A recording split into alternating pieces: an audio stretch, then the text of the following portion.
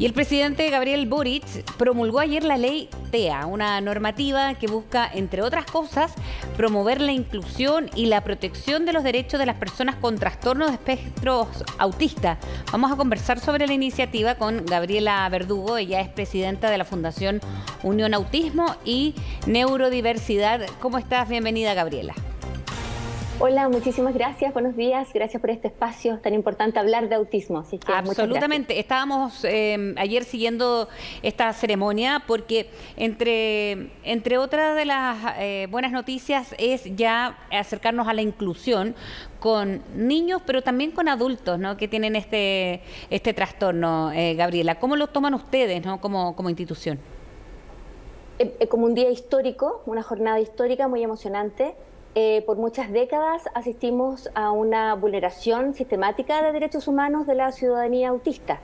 No obstante, el año 2008, Chile ratificó ante Naciones Unidas la Convención de Derechos Humanos de Personas con Discapacidad.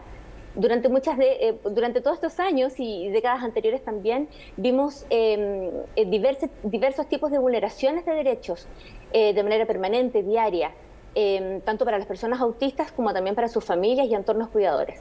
Entonces, esta promulgación de esta ley nos brinda un escenario diferente, único, de certeza jurídica.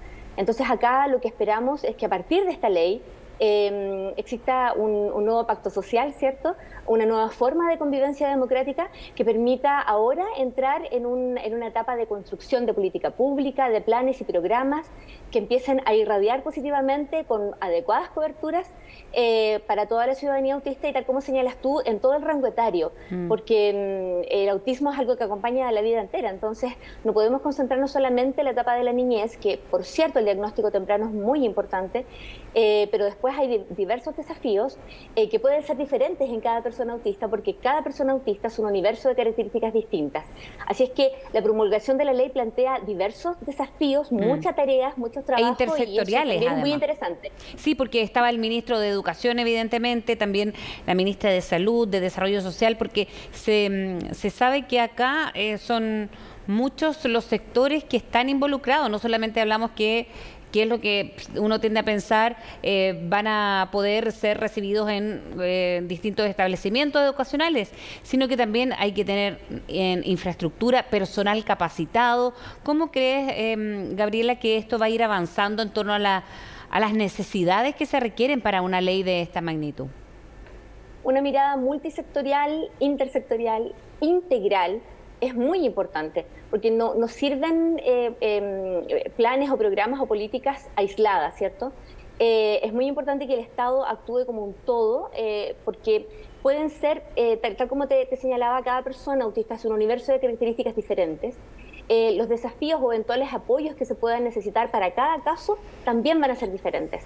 Entonces, por eso es muy importante que exista una adecuada articulación, una adecuada gestión de todo el aparato del Estado para concurrir de manera adecuada en el caso que la ciudadanía autista requiera apoyos, por ejemplo, que lo haga de manera adecuada. Tú hablabas de los establecimientos educacionales, por ejemplo. Hay una ley de inclusión, ¿cierto? Y existen los programas de integración escolar.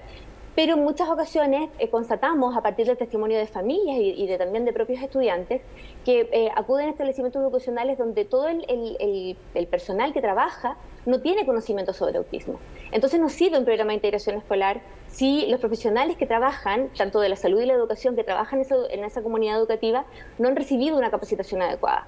Y eso tampoco se lo podemos traspasar, esa responsabilidad, a esos profesionales de esa comunidad educativa, porque a veces no tienen los recursos. Entonces, de alguna manera, para capacitarse, de alguna manera el Estado tiene que garantizar eso también, ¿cierto? Que sean capacitaciones oportunas, adecuadas, de alta calidad, con información basada en la evidencia y en la ética.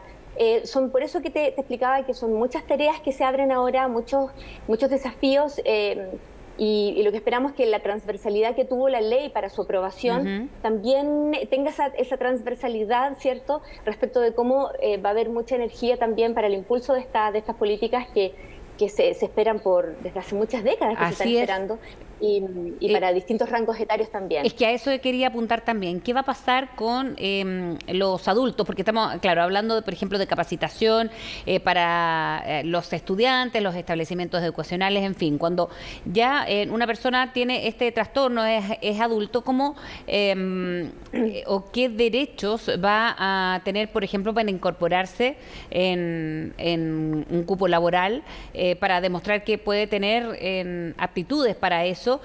¿Cómo protege esta ley a aquellas personas que quieran también incorporarse al mundo laboral? Pero la Fundación Chilena para la Discapacidad ya emitió algunos estudios cuando la Ley de Inclusión Laboral cumplió 1 año y 2 años de entrada en vigencia, y lamentablemente podíamos constatar que muchísimas personas estaban subcontratadas respecto de sus capacidades profesionales. Entonces también es importante que, así como los establecimientos educacionales, en el mundo laboral también podamos avanzar en capacitaciones adecuadas, ¿cierto?, en el ámbito público y privado, para que las personas que se incorporen al mundo laboral lo hagan de manera plena y acorde a sus competencias laborales y profesionales, o de algún oficio también. Tenemos que avanzar, por ejemplo, en la educación superior, en poder flexibilizar los currículum. Pueden haber personas que se puedan formar de manera muy óptima en oficios, y esas personas se pudiesen integrar activamente también en el mercado laboral y acceder a una vida independiente y plena. Nosotras en la Fundación FUAN actuamos muy inspiradas por el modelo de calidad de vida, y ese modelo dice que toda persona tiene derecho a vivir una vida plena que valga la pena ser vivida.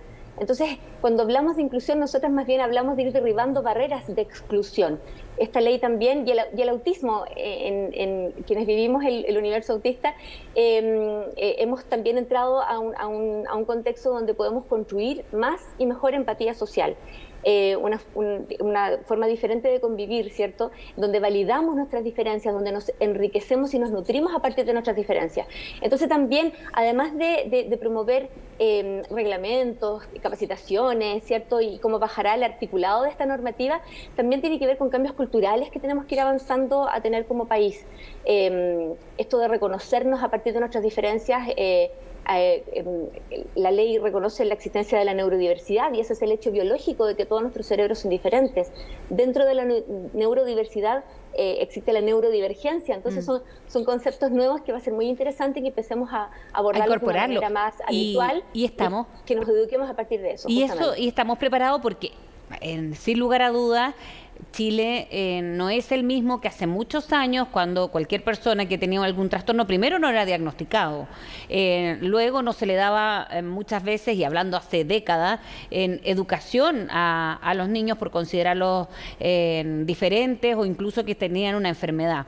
Y lo otro es que ahora, si bien ha cambiado, hay que inyectar recursos para capacitación, para incorporarlos al mundo de estudios o al mundo laboral, como lo hablábamos. ¿Estamos preparados en ese sentido, Gabriela, creen ustedes?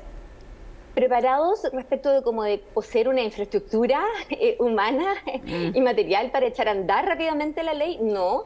La ley plantea un escenario que es un punto de partida. Entonces, por eso también hay mucha expectativa de personas autistas de todas las edades y también de familias. Pero sí, era importante que esto ocurriera, porque imagínate que en Chile ni siquiera existe catastro de ciudadanía autista. No sabemos cuántas personas somos. Entonces, ¿cómo pensar en construir planes, programas, si ni siquiera está catastrada la ciudadanía autista? Entonces, el catastro es uno de los desafíos que plantea la ley. Aquí ha sido muy importante el rol que ha jugado la Federación Nacional de Autismo, FENAUT, y también el Movimiento Interregional por la Ley de Autismo, MILA, que es una agrupación de muchas organizaciones de todo Chile. La ley plantea una revisión anual también en el Congreso para ver cómo están los avances.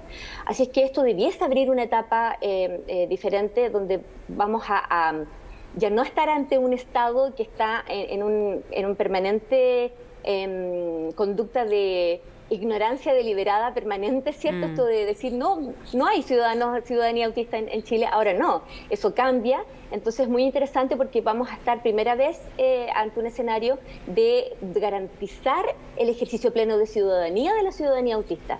Entonces es algo que tenemos que ir observando, ciertamente que las organizaciones de la sociedad civil van a estar ahí muy, muy pendientes, y Y esto también habla de nuestra humanidad, ¿cierto? Sí. De una forma de ser sociedad que es distinta, y también hay una oportunidad muy bonita ahí también para sanarnos respecto de todas estas vulneraciones de derechos que han existido por todas estas décadas. Hay una oportunidad interesante también para ir construyéndonos como mejor sociedad. Hay estudios internacionales que señalan que quienes integran a su ciudadanía neurodivergente y o con discapacidad activamente al mundo laboral, por ejemplo, el Producto Interno Bruto crece en un 2 a 3% más.